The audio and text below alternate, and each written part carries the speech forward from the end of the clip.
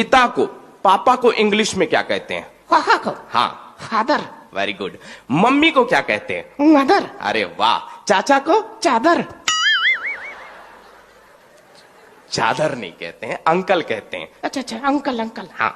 और चाचा की वाइफ को? एंटीना। एंटीना नहीं, आंटी। अच्छा अच्छा अच्छा, सॉरी सॉरी, आंटी। हाँ। और आंटी के बच्चे को हम लोग क्या कहते हैं? Anti virus.